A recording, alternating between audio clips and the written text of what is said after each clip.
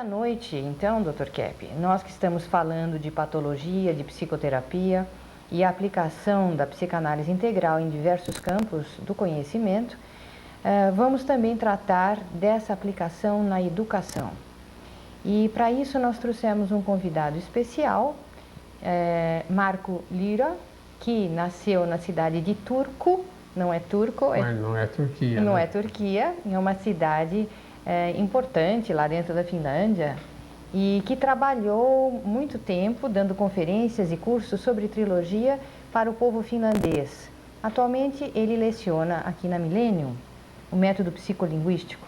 E ele também trabalhou como psicanalista na Finlândia. Teve muitos clientes, inclusive ele conferenciou na Rússia, não é? Teve clientes na Estônia, na Lituânia, toda aquela região ali do Mar Báltico. Ele é poliglota, fala russo, fala alemão, inglês, o que mais? Sueco, finlandês. Norueguês também? Eu entendo, mas não Entendo. falo direito.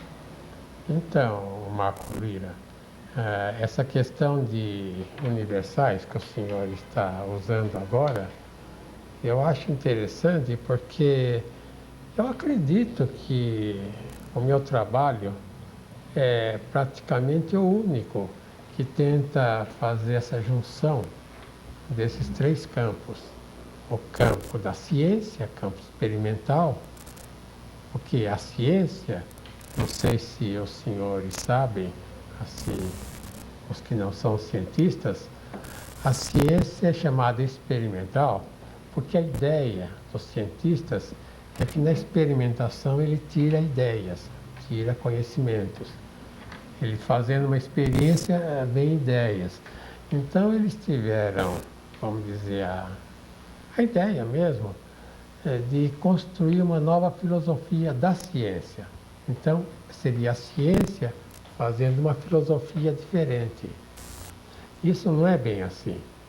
Então, de maneira que o cientista, ele se desliga da metafísica e da filosofia. E eu tentei fazer justamente o contrário, essa junção da metafísica, que já tinha a união, como o Papa fez agora, uma encíclica, a união da fé com a razão. Então, seria essa união, mas com a ciência, a união do terceiro polo, que daria, assim, um conhecimento mais amplo para a humanidade. Como é que o senhor vê essa questão aplicada nas línguas? Eu vejo assim, quando nós chamamos nossa metodologia psicolinguística. Então, quer dizer que nós trabalhamos, além de dar conhecimento da própria língua, também nós usamos textos que dão para a pessoa conhecimento da própria problemática, aliás, patologia dele. Então, o que eu tenho percebido é que quando a pessoa começa a perceber as suas problemas, então ele se calma. Parece que quando a pessoa começa a perceber também essa projeção que ele queria ver seus problemas nos outros, essa exige uma tipo de energia que a pessoa usa para essa projeção. Mas quando ele começa a perceber que ele também tem problemas, então essa energia que ele usava antes para projetar, ele pode começar a usar para viver, para aprender. É por isso que usa os textos da psicopatologia nossa, não é isso? Isto mesmo. Que faz com que a pessoa se volte para ela própria. Se interiorize. Se interiorize. Quando a pessoa começa a ter mais contato com a própria patologia, com problemas dele, também ele começa a ter mais contato com o próprio ser dele. Esse processo de conhecimento é como eu poderia comparar, como se eu limpasse o meu computador, onde tem bastante programas assim inúteis. Mas quando eu vou limpando até essas viroses que eles põem nos computadores, então o que é essencial funciona melhor quando a pessoa faz essa limpeza interna. Só que o ser humano é muito mais amplo do que um computador, não é isso? Muito O mais. computador só transmite o disquete, o que está no disquete. E aí tem a questão do ser humano, ele está em contato com os universais, que são transcendentais. Quer dizer, esses universais, na minha opinião, são as ideias divinas de Deus na cabeça do ser humano. Então, a maneira do ser humano viver assim certo é dentro desses universais, que é uma ligação direta com a divindade. Sim, eu também poderia ainda, se pode comparar o ser humano com o computador. Eu entendo que essas universais são como programa básico que nós temos já. Só que é um programa feito pelo ser divino, não é isso? Sim. E a Não gente pelo ser humano. poderia fazer a ligação desses universais com a ciência infusa, que é citada, né, nas escrituras, na tradição judaica, que o ser humano possuía uma espécie de uma ciência infusa quando ele estava no paraíso. Quer dizer, ele tinha contato direto com a realidade, ele não tinha obstáculos para o conhecimento, como passou a ter depois dessa negação ao conhecimento que ele adotou, nessa inveja, essa invidere, quer dizer, não querer ver, não querer conhecer, uma atitude contra a vida, contra o conhecimento, que o ser humano passou a ter de tal extensão que, inclusive, o próprio cérebro fica prejudicado com isso. E que a filosofia também comprova, né, Cláudio? Veja, aí, nessa questão de teologia judaico-cristã e filosofia já há semelhança. É por isso que na Idade Média houve um período de uma filosofia perene. E o último grande pensador, aquele que foi fabuloso, foi Tomás de Aquino. Na minha opinião, existem 4 pensadores fabulosos na humanidade. É Platão, é Aristóteles, é Agostinho e Tomás de Aquino.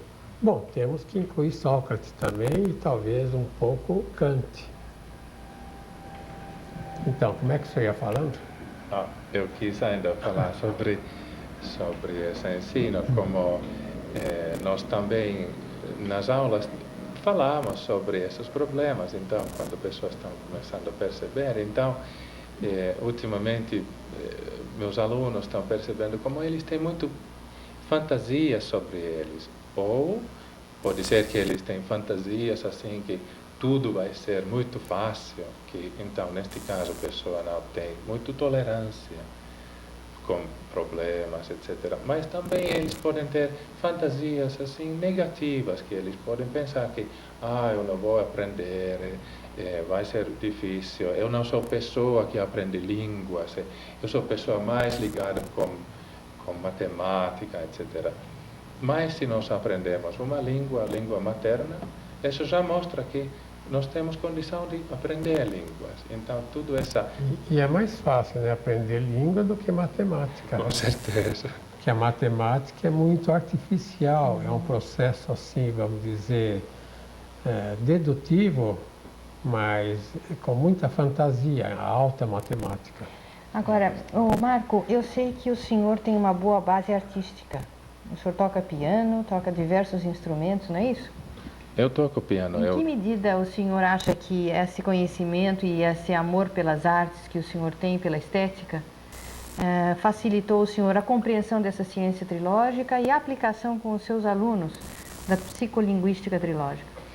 Bom, a primeira coisa que vem para a minha cabeça quando a senhora pergunta isto é que eu vejo a própria trilogia como uma manifestação de beleza, que a própria ciência já tem essa base estética, mas também se eu penso assim, como aplicar no ensino, então eu vejo que quando nós, por exemplo, usamos música, quando traduzimos poemas, etc., isso também ajuda a pessoa assim entender o que é universal na língua, porque muitas vezes poemas não têm exatamente mensagem exata, mas tem que usar intuição. Intuição e muito sentimento, né, Marco? Isso. A civilização veio das artes, né? Inclusive, é muito comum a pessoa aprender muita coisa de uma língua ouvindo as músicas no rádio. Muita gente aprende inglês, aprendia muito italiano nos anos 70, com aqueles festivais de Sanremo, escutando as músicas e vai no embalo, né? Vai no sentimento, na intuição e acaba aprendendo mais rápido. Então eu gostaria de me despedir agora dos telespectadores, agradecer a presença do Marco essa noite, do Dr. Adhemar.